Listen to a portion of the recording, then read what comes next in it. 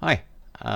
So one of the issues that a lot of people have when they're playing, when they're first learning that others may live, is calculating zone firepower and how to where guns are firing and how to draw. So I'm going to go through that right now, and let's start off with a very simple situation here. So we'll kind of remove all of this stuff. Let's declutter our play area. Um, so we'll start off just very easy here. Let's put um, a 2 firepower gun in the center and a Sandy here. So this is very straightforward. The we check first of all for target zones, and it says first determine which enemy guns are firing into which zone on the map, and guns fire according to priority. If there's a target in their own zone, they'll target their own. If there's an aircraft in their own zone, they'll target their own zone. If there's if not, they'll target an adjacent zone if possible, and they'll go for the zone with the most aircraft in it. Anything else, you're going to have to draw for random determination. But in this case, like I said, very straightforward. We've got our 2 firepower gun here and a Sandy sitting in the center. It's going to go for the Sandy, and you're just going to draw 2. You look at the base firepower and determine zone firepower. Which enemy guns are firing into which zone. You choose one zone and find the gun with the highest firepower rating, and that's the base firepower value. And then for any additional guns that are firing into that zone, regardless of the firepower value of those guns, you're going to add 1 for each gun. So for example, here the zone firepower is 2, but if I have another gun in there, it's going to be 2 plus 1. So it's not going to be 4, it's going to be 2 plus the 1 for the extra gun, for a zone firepower value of 3. Let's change things just a little bit. So we'll put a Sandy. Let's put a Sandy in the north, and we'll put a gun, an M38 here, a 2-1 gun in the north with it. So again, you're going to have these 2 guns in the center are going to fire at the number 1 Sandy for zone firepower value of 3. And this gun here in the north, although it has the ability to fire into adjacent zones, it has the range, it's just going to fire at the aircraft in its current zone, which is here in the north. So you'd have zone firepower of 3 in the center, zone firepower of 2 in the north, going for that Sandy 3. Let's remove that Sandy 3 and take a look here at this situation. So we've got these 2 guns here in the center, both firepower 2. So 2 plus 1, 3, and then we add 1 because of this gun in the north firing. So the total firepower would be 4 going into the center. Let's really go crazy here, and let's throw a 2-1 into the east, and we'll throw a Sandy in the north and another Sandy in the north. Okay, so now you have a situation where things are not quite as clear. We have a Sandy in the center, and these guns are going to fire at it. So 2, 3 for the center again.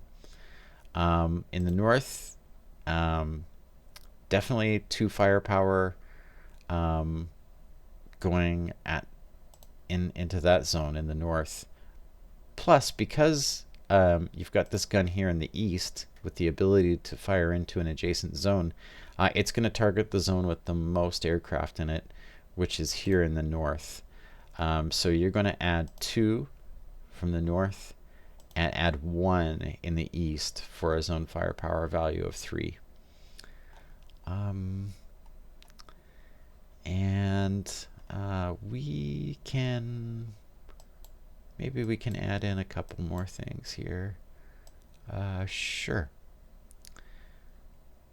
We've got, maybe